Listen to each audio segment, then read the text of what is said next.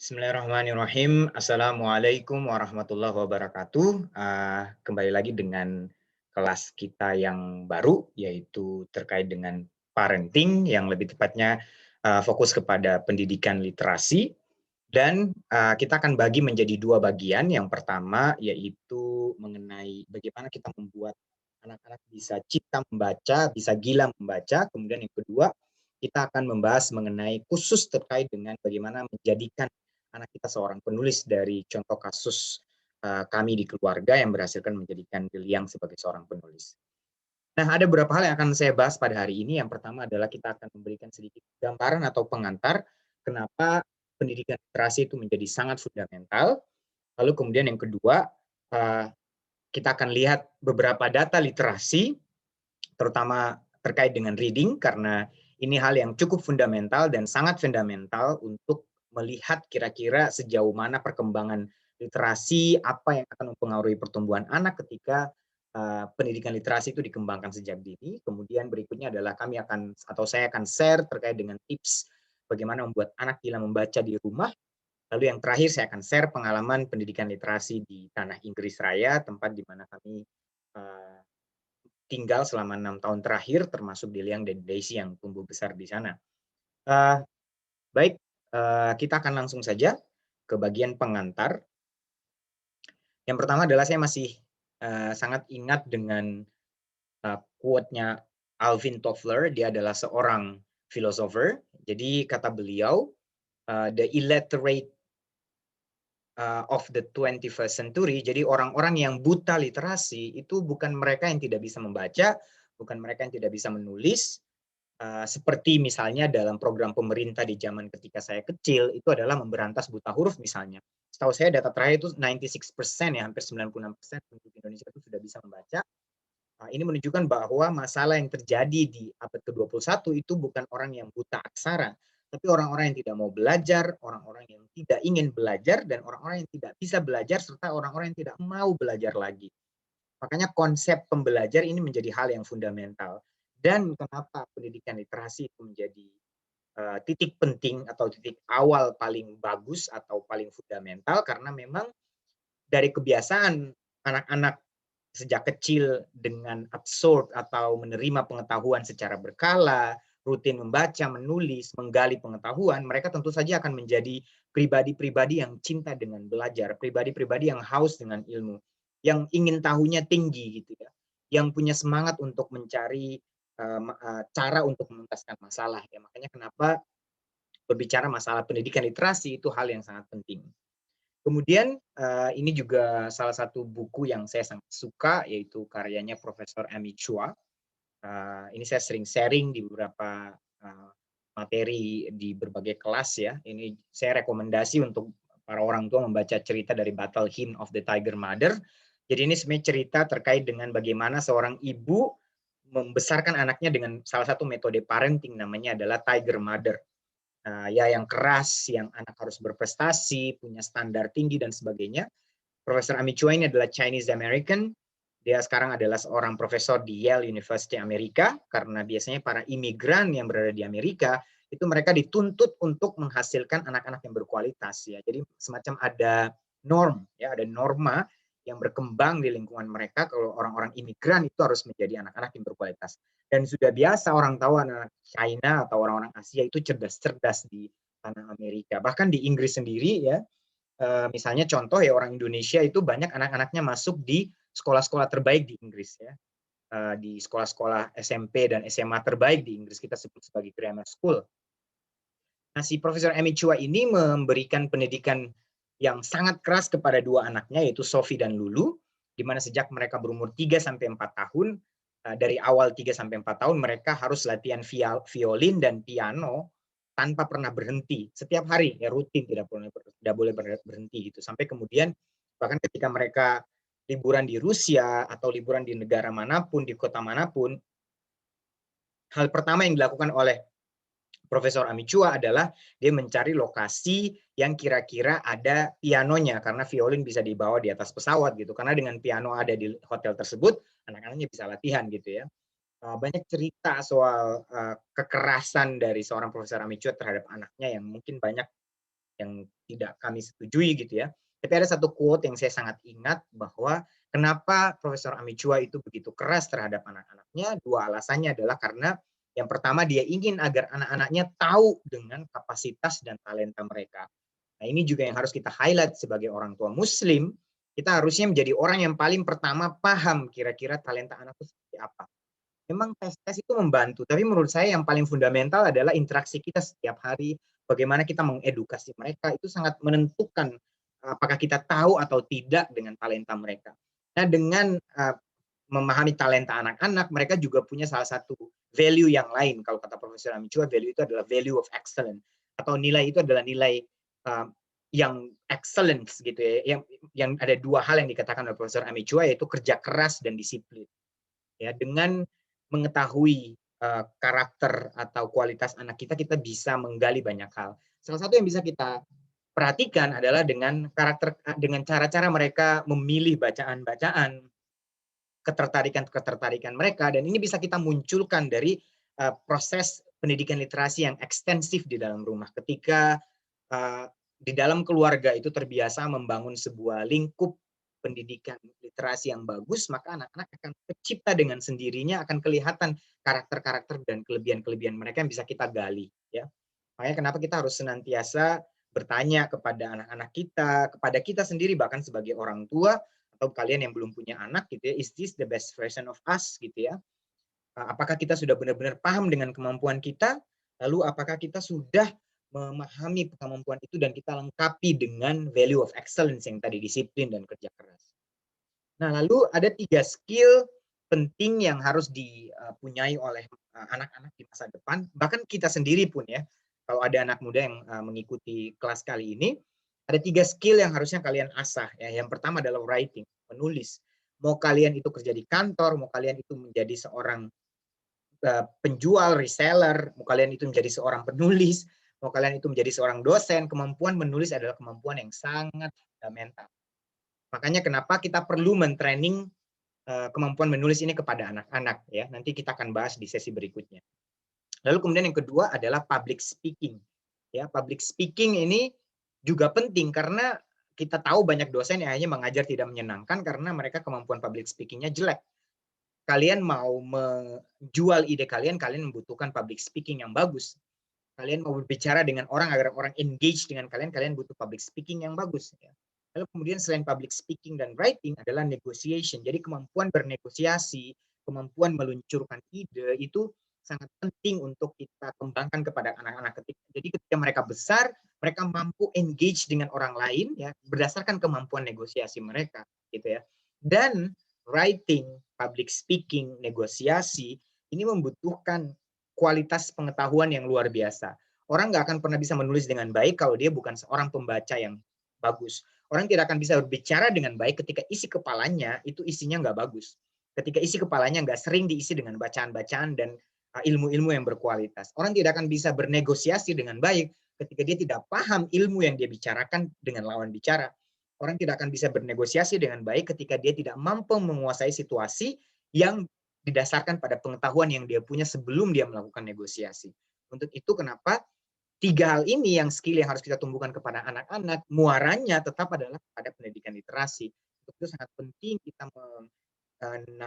menjadikan anak-anak kita anak-anak yang suka atau gemar membaca, mereka cinta dengan ilmu pengetahuan, selain dengan berbagai macam cerita di dalam Quran yang mengharuskan kita untuk membaca, mengharuskan kita untuk belajar dari Al-Baqarah, Al-Alaq ya, Al-Alaq gitu ya. Banyak cerita yang sudah menunjukkan kepada kita semua bahwa sebenarnya konsep pendidikan literasi itu adalah konsep paling fundamental yang harus kita yakini dan itu diajarkan di dalam Islam. Saya bahas di banyak kelas-kelas saya sebelumnya ya. Nah, sekarang kita lihat data-data tentang literasi yang mudah-mudahan akan membuka perspektif yang cukup baik kepada kita untuk mengembangkan pendidikan literasi di rumah. Yang pertama kita lihat dulu deh kondisi Indonesia. Nah, ini adalah data dari PISA tahun 2018, tahun 2019 juga nggak beda jauh ya. PISA adalah Program for International Student Assessments. Jadi bagaimana mereka menilai kualitas pendidikan di sebuah negara dengan menguji para siswa di bidang reading, mathematics, dan science. Jadi IPA, matematika, dan membaca. Di Indonesia sendiri hampir sekitar 13.000 siswa yang ikut.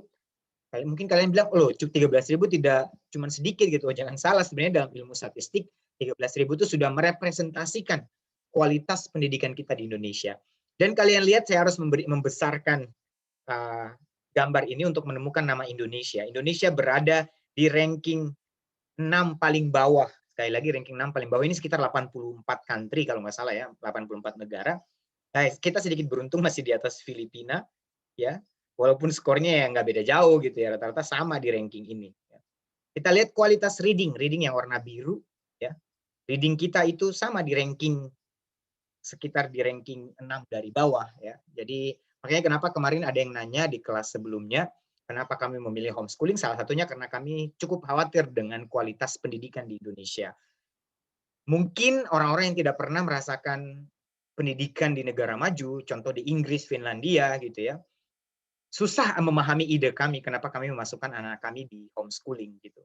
Nggak akan pernah dipahami gitu karena belum pernah merasakan pendidikan di negara maju seperti apa gitu ya. Bagaimana anak-anak dididik dengan bahagia, bagaimana anak-anak dididik dengan kurangnya PR dan sebagainya, dan itu membuat kami akhirnya memilih untuk menjadikan Deliang homeschooling gitu ya.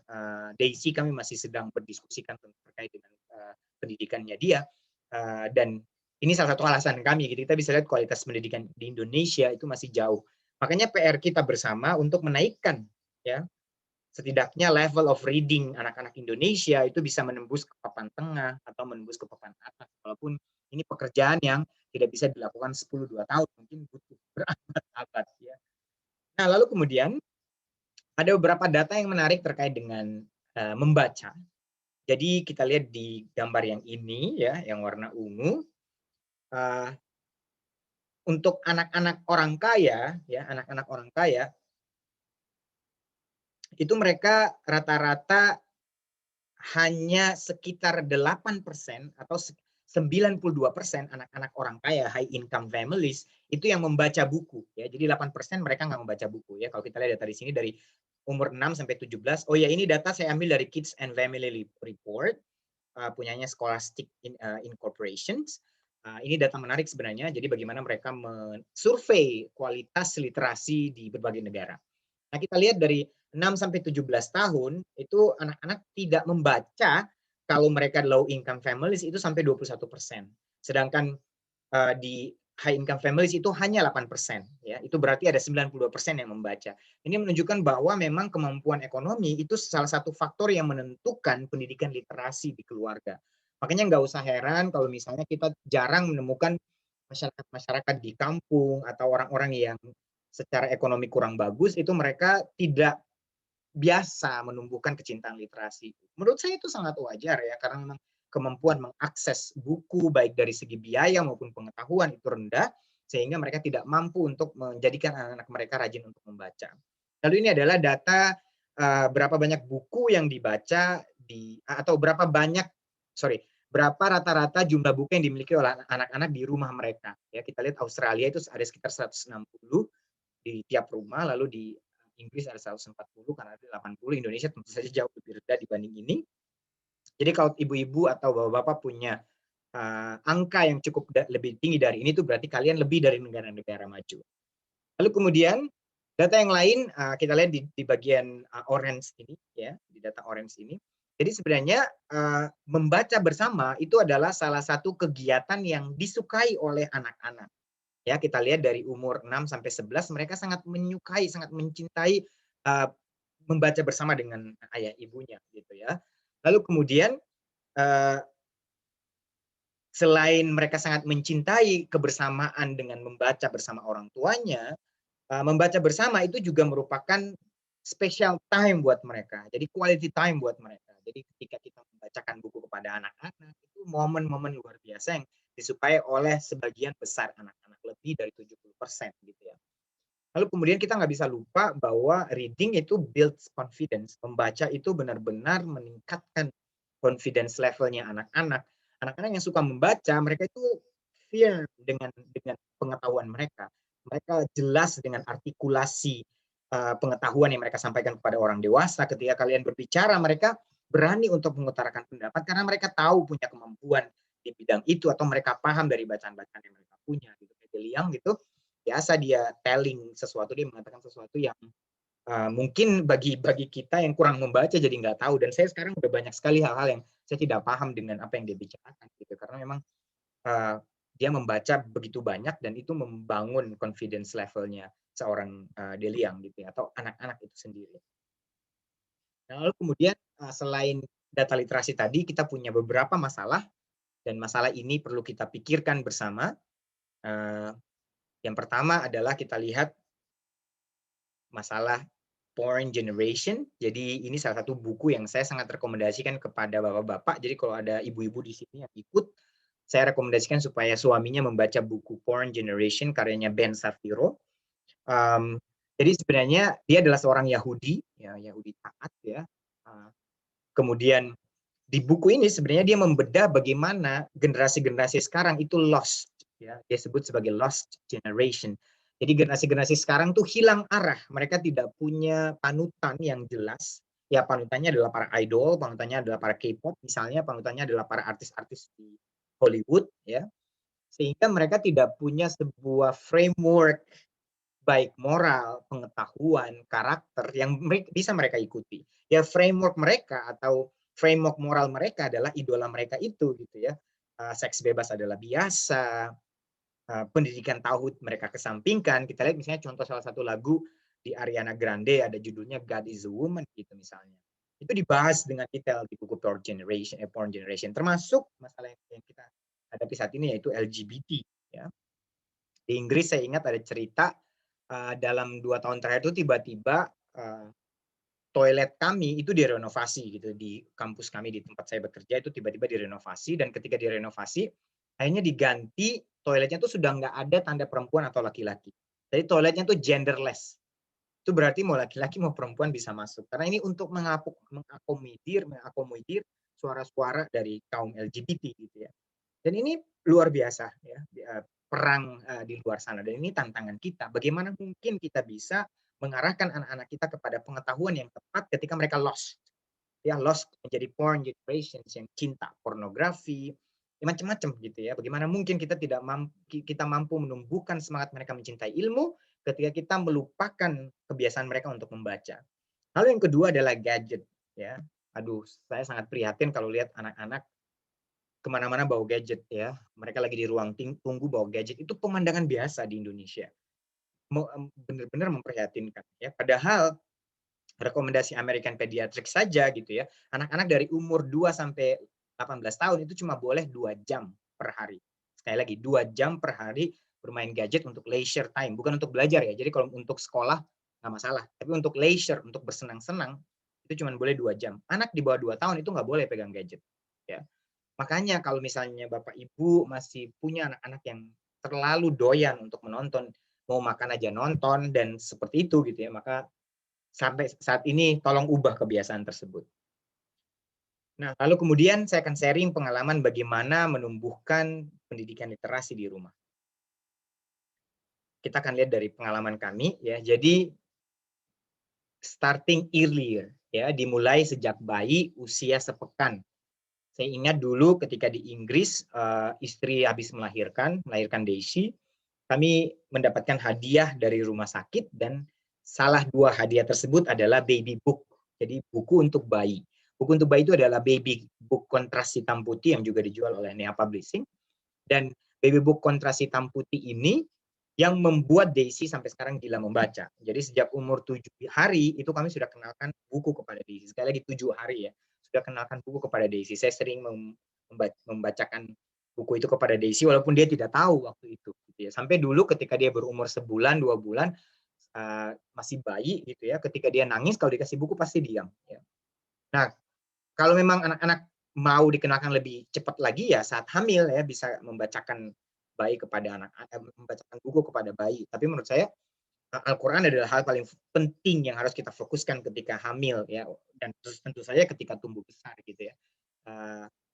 Jadi itu juga perlu kita perhatikan. Tetapi menurut saya hal yang paling fundamental ketika kita berbicara menumbuhkan pendidikan literasi di rumah itu adalah ortunya atau orang tua harus punya kebiasaan membaca. Ya, saya dan istri adalah 2 pribadi yang suka membaca gitu ya. Kalau ada buku-buku menarik kami baca. Ya apalagi saya tuh punya momen-momen membaca ya. Jadi misalnya kalau saya ada proyek menulis, saya biasanya stop membaca. Saya fokus kepada bacaan-bacaan yang memang berhubungan dengan tulisan saya, apakah saya riset dan sebagainya. Nah, ketika saya tidak sedang membuat proyek tertentu, saya bisa baca banyak sekali buku gitu ya, bisa hantam sekali gitu ya, 8, 9 buku gitu ya, dan itu biasa di dalam rumah ya. Jadi memang orang tua yang hobi membaca pasti akan membuat anaknya suka membaca. Lalu kemudian, nah ini yang menarik nih, buku-buku buku-buku itu seharusnya dipilih oleh anak-anak ya. Jadi kan biasanya kan orang tua di Indonesia itu kebiasaan adalah mereka membeli buku bagi anaknya. Jadi mereka dijejali dengan cerita-cerita nabi. Saya nggak bilang itu buruk ya. Tapi saya bilang justru anak-anak itu mereka akan lebih suka membaca ketika buku-buku mereka pilih sendiri gitu ya. Eh, Anak-anak mereka lebih senang, nanti saya akan sharing buku-buku apa yang mereka senangi. Kita lihat nih.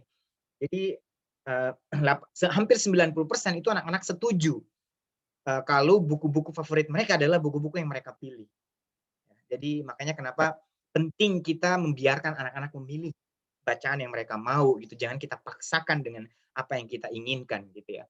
Lalu kemudian anak-anak yang rajin membaca itu mereka tidak punya kesulitan. Kita lihat di blok warna orange ini tidak punya kesulitan untuk memilih buku ya. Sedangkan anak-anak yang tidak suka membaca itu mereka kesulitan untuk memilih buku sampai hampir 60%. Dan perempuan itu lebih mudah untuk memilih bacaan dibanding dengan anak laki-laki ya. Nah, kemudian ini nih yang paling disukai oleh anak-anak ya, dari umur 6 sampai 17 mereka mengatakan good stories, cerita yang bagus dan membuat mereka tertawa. Sekali lagi membuat mereka tertawa. Makanya kenapa sehingga saya tadi bilang orang tua yang terlalu menjejali cerita-cerita serius, bahkan teknologi, sains gitu. Memang benar mereka suka, cuman tidak sampai membuat mereka engage. Itu dua hal yang berbeda. Memang ada anak-anak yang punya ketertarikan, beruntung gitu ya, ketertarikan di sains dan teknologi, tapi sebenarnya mereka pada dasarnya naturally, secara natural, mereka suka cerita-cerita yang bagus dan membuat mereka tertawa. Ya, makanya ini 3 bukunya Deliang, A Tale of Jay, ini lucu banget ceritanya. Deliang itu dikenalkan dengan buku pada awalnya karena cerita-cerita komedi ya dari novelnya The Area of Wimpy Kids, Tom Gates, ya dan sebagainya. Itu membuat mereka tertawa dan anak-anak suka. Jadi kalau misalnya mau membangun kebiasaan membaca di anak-anak, kenalkan mereka dengan cerita-cerita lucu. Jangan dulu dengan cerita-cerita yang berat-berat. Ya. Susah nanti. Mereka bakalan suka tuh susah gitu. Kayak ada orang tuh yang komen, saya udah beli buku mahal-mahal. Lah bukunya apa dulu? Ya, kalau bukunya anak nggak memilih dan mereka nggak suka, gimana mereka mau baca? Gimana mereka mau cinta dengan buku gitu ya. Jadi perhatikan good stories and laughter. Lalu kemudian perhatikan karakternya juga. Anak-anak tuh menyukai karakter yang strong, yang kuat. Jadi smart, ya pintar atau cerdas, brave, berani dan kuat or strong, kuat. Atau misalnya mereka face the challenge, menghadapi tantangan lalu mereka berhasil menyelesaikannya. Ya, anak-anak tuh suka banget. Ini ada novel favoritnya Deliang, judulnya ini novel science fiction ya, fantasi science fiction. Artemis Fowl ini dia suka banget, ada 8 buku dan semuanya udah dibaca. Itu total ada hampir 3.000 halaman, 500.000 kata gitu ya. Karena dia suka dengan karakter yang smart, brave dan strong gitu ya. Anak-anak tuh sukanya begitu. Jadi kalau dari buku tuh lihat karakternya gitu di survei kami tuh seperti itu, nanti saya akan sharing ya. Ini sampai kemudian dia membuat novel fantasi yang main karakternya namanya Regal yang smart, brave dan strong ya. Karena anak-anak tuh suka dengan karakter seperti itu. Lalu kemudian ini walaupun sedang pandemi, tapi apa namanya, mungkin kita tidak bisa lakukan, tapi mungkin bisa diganti dengan yang punya kelebihan rezeki bisa beli banyak buku ya. Walaupun saya tahu di Indonesia tuh pilihannya nggak sebanyak ketika kita di luar negeri ya, makanya kenapa saya pulang ke Inggris dengan membeli 2.000 buku. Jadi kami tuh biasanya ke library dan bookshop itu rutin seminggu at least 3 sampai 5 kali. Jadi kalau istri rutin membawa Deliang dan Daisy untuk meminjam buku di perpustakaan. Kalau saya biasanya suka bawa Deliang dan Daisy ke toko buku murah ya. Nah itu rutin, hampir tiap hari mungkin hitungannya gitu ya. Kalau pulang kita singgah, karena murah-murah ya paling 3 pon, 5 pon udah bawa 10 buku gitu ya. Jadi 5 pon itu sekitar 200.000 gitu ya. 100.000 gitu ya. Jadi kita udah bisa bawa buku banyak ke rumah dan itu membuat kebiasaan. Akhirnya kita numpuk-numpuk buku anak banyak banget di rumah dan menjadi referensi membaca yang kaya kepada anak-anak. Jadi itu library or bookshop is like another fundamental things yang bisa kita lakukan. Lalu kemudian penuhi rumah dengan buku. Nah ini ya, saya tadi harus tekankan lagi, yang kita penuhi itu buku-buku yang disukai anak-anak, bukan yang diinginkan oleh kita gitu ya. Kalau ada yang bilang, "Oh, buku-buku anak saya udah banyak, tapi kok dia tetap aja masih milih yang lain ya?" Ya karena bukunya banyak, tapi bukunya tidak menarik. Ya, kalau kami menyediakan, saya seperti bilang ya, 1.500 buku buat Deliang dan Daisy, bukunya macam-macam, berbagai genre, fantasi ada, detektif ada, lucu-lucu ada, cuman sekedar santai-santai yang berkaitan dengan parenting, bonding orang tua anak ada, bertema hewan ada, angka apapun ada gitu ya di rumah kami. Dan itu membuat mereka bisa mengakses buku berbagai jenis genre dan mereka bisa membaca dengan tenang. Dan buku itu berserakan di mana-mana. Ini rumah kami di Inggris ya. Ini satu kebiasaan yang tidak terlalu bagus ya di toilet karena toilet di Inggris kan nyaman ya. Karena toiletnya tuh toilet kering gitu. Jadi biasanya Deliang sama Daisy itu termasuk saya punya kebiasaan buruk kita membaca di toilet gitu ya. Alhamdulillah pulang ke Indonesia udah dikurangi gitu ya. Ya kalian boleh ikut, kalian boleh nggak ikut. Ini kebiasaan buruk yang tidak perlu diikuti. Lalu kemudian di kamar Deliang kalian bisa lihat nih tumpukan buku. Ini buku-buku yang dia baca hampir tiap hari ya. Lalu kemudian ini mereka dimanapun membaca ini biasa berserakan ketika sholat gitu ya. Ini tumpukan buku mereka. Uh, Lalu kemudian reading together, ya, reading together is very important. Jadi membaca bersama itu sangat penting. Kalau sampai sekarang sih sebelum tidur ya wajib membaca bagi Daisy. Kalau Deliang kan udah baca sendiri ya. Deliang sebelum tidur selalu membaca, wajib itu. Ya di luar waktu wajibnya tuh wajib dia yang bikin sendiri ya, bukan kita sendiri yang nyuruh. Kalau Daisy sih selalu hampir tiap malam adalah berdongeng. Kadang-kadang ketika dia bosan ya udah berdongeng sama papanya, sama mamanya, itu biasa. Lalu kemudian kalau di Inggris bahkan di Trenggalek juga sering saya buat reading time. Jadi reading time itu saya dan Daisy dan Deliang kita sama-sama ke taman, lalu kemudian kita membaca di sana. Saya bawa buku, Daisy bawa buku, Deliang bawa buku, kita baca di sana. Kadang mereka sambil main, lalu kembali membaca, main lagi sambil membaca, tapi kita lakukan rutin terus-menerus. Dan ini membantu sekali untuk membuat anak-anak tetap cinta membaca dan gila dengan membaca. Nah, ini nih, regularly doing the research about kids book. Jadi riset tentang buku-buku anak itu penting ya. Jadi jangan cuma cari buku-buku yang menambah pengetahuan mereka gitu kayak misalnya serial Nabila apalah, saya tidak bilang itu buruk ya sekali lagi, tapi saya bilang supaya kita membiasakan anak-anak lebih cinta buku, mereka harus digali dengan ide-ide yang menarik yang lebih tertarik bagi mereka gitu ya. Sama kalau kami itu menjauhkan mereka baca komik karena komik itu cukup membuat imajinasi mereka tidak terlalu berkembang ya. Makanya penting untuk membacakan, kenapa kami kenalkan buku-buku fantasi. Jadi Deliang tuh sekarang karena dia juga training menulis dengan saya kenalkan yang namanya The Lord of the Rings, Harry Potter, dia udah baca sampai seri kelima ya. Seri kelima dia belum baca karena kami larang ya, sampai tunggu remaja. Ya pokoknya serial fantasi, karena serial fantasi itu menaikkan imajinasi. Anak-anak itu kan imajinasinya kaya kan, dan cara kita supaya mengasah imajinasi mereka adalah dengan mengenalkan bacaan-bacaan fantasi.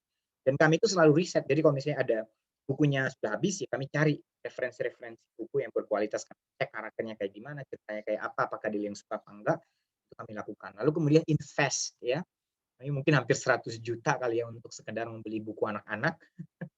Ya akhirnya tidak membeli yang lain, tapi khusus diinvest untuk buku anak-anak, dan itu kami lakukan sudah sejak lama. Lalu kemudian how long do you need to read ya? Kalian lihat nih, reading ketika kalian membaca per hari sekitar 25 menit saja ya, itu kalian bisa mendapatkan hampir 1,7 juta kata setahun. Ya, ini udah rata-rata bacaan anak-anak itu di atas ratusan ribu per tahun, itu sudah rata-ratanya anak-anak gitu ya. Jadi kalian lihat cuma sebentar sebenarnya. Makanya Deliang tuh paling banter dia ya, kalau dia lagi engage dengan salah satu buku dia bisa berjam-jam ya. Tapi kalau misalnya sehari itu at least dia baca 60 menit. Ya, makanya kenapa setahun dia bisa dapat banyak jutaan kata gitu ya. Nah, Deliang tuh dia membaca lebih dari 2 juta kata, mungkin sampai 4 juta, 3 juta. Ya, sedangkan ini rata kata yang dibaca oleh anak-anak ya, boys and girls ya, di level tertentu gitu ya. Dan tingkatannya adalah mereka di sekitaran, ini grade-nya nih, grade 1 sampai grade 12, kelas 1 sampai kelas 12. Jadi sekitaran ratusan ribu gitu. Dan Deliang tuh berkali-kali lipat, 5-6 kali lipat dibanding dengan anak-anak normal mereka membaca. Nah, kemudian yang terakhir saya akan bahas terkait dengan pengalaman kami dari pendidikan literasi Inggris. Ini menarik, mudah-mudahan memberikan insight kepada teman-teman. Yang pertama adalah sekolah di Inggris itu punya satu kebiasaan yang menurut saya sangat bagus dan mungkin perlu diterapkan di sekolah-sekolah di Indonesia. Kalau ada yang jadi guru di sini mudah-mudahan bisa menerapkan, namanya show and tell. Jadi anak-anak itu punya giliran hampir tiap minggu bergantian, itu mereka akan maju ke depan kelas dan menceritakan apapun yang mereka ingin ceritakan. Kadang dari buku bacaan, kadang dari apapun. Ini selain menambah uh, keinginan mereka untuk membaca, juga menumbuhkan kemampuan mereka untuk berbicara di depan umum. Lalu tingkat confidence mereka akan semakin kelihatan. Makanya kenapa anak-anak di Inggris tuh kalau kalian ketemu anak-anak di Inggris, mereka tuh confidence, dewasa-dewasa. Jadi kalau di sini kan kalau lihat anak seusia Daisy 3 tahun tuh kan masih kayak anak-anak, ngomongnya kadang-kadang ada yang belum lancar gitu ya, atau lancar tapi tidak terstruktur gitu ya. Kalau di Inggris tuh anak-anak semua kelihatan dewasa seusia Daisy itu karena mereka confidence, punya kosakata yang kaya gitu. Di Daisy itu juga begitu gitu ya. Makanya kenapa istri saya itu tidak terlalu biasa aja gitu ngelihat perkembangan Daisy karena di Inggris itu biasa. Anak-anak kecil dengan kosakata yang kaya dan mereka confidence itu biasa. Salah satunya adalah karena show and tell. Dan karena show and tell ini yang membuat Deliang jadi level of confidence-nya naik luar biasa dibanding ketika dia baru pertama kali datang ke Inggris di usia 4 tahun. Lalu kemudian mereka punya salah satu kurikulum yang dengan mengenalkan Oxford Reading Tree. Jadi ada level 1 sampai level 30. Ini juga kami beli bukunya dibawa ke Indonesia karena ingin mengenalkan kepada Daisy. Dari level 1 sampai level 30. Jadi anak-anak tuh ditargetkan kelas 5 SD itu mereka selesai membaca level 30. Itu berarti mereka sudah cakap membaca untuk standarnya anak-anak gitu ya. Sudah cakap membaca. Mereka bisa membaca buku-buku in general gitu ya, kecuali buku-buku berat yang harus dipunyain oleh orang dewasa gitu ya. Kalau kelas 5 SD di Inggris itu setara dengan kelas 3 SD di Indonesia ya. Nah, Deliang itu sendiri dia sudah selesai ketika dia kelas 3 SD atau kelas 1 SD, dia udah sampai level 30. Dan dia bukan orang yang pertama, di kelasnya itu udah banyak. Udah berapa? 10 orang yang sudah mencapai level 30 sebelum mereka kelas 5. Ya, luar biasa. Cerdas-cerdas luar biasa memang teman-teman Deliang di sana. Jadi mereka pakai metode ini dan itu sangat menarik karena tiap level itu punya tingkatan kesulitan yang menarik ya. Lalu kemudian mengenalkan cerita fantasi sejak dini. Nah, ini penting nih. Jadi banyak novel-novel fantasi, kenapa saya sudah katakan tadi ya, ini penting untuk menambah imajinasi dan itu dilakukan di Inggris gitu ya. Banyak novel-novel fantasi yang dibuat khusus buat anak-anak. Ada Wizard of Wands, ada How to Train Your Dragon, dan itu menarik. Lalu mereka tuh mengenalkan Harry Potter di sekolah-sekolah ya. Mereka kenalkan Harry Potter di sekolah-sekolah dengan cara apa? Dengan cara membacakan buku kepada siswa. Jadi mereka kenalkan Harry Potter tuh dengan membaca serial Harry Potter ini di depan anak-anak gitu ya. Jadi hampir tiap hari ya, ketika mereka melakukan istirahat atau ada jeda waktu, maka gurunya membacakan cerita Harry Potter kepada Deliang dan teman-temannya. Makanya dia jadi tahu cerita Harry Potter. Jadi seri 1 tuh udah dibacakan di sekolah. Gitu. Ketika dia pulang di rumah, dia tinggal menyelesaikan seri-seri yang lain. Gitu ya. Nah, itu adalah materi yang ingin saya sampaikan hari ini. Uh, Insya Allah bermanfaat bagi mudah-mudahan bermanfaat bagi teman-teman semua.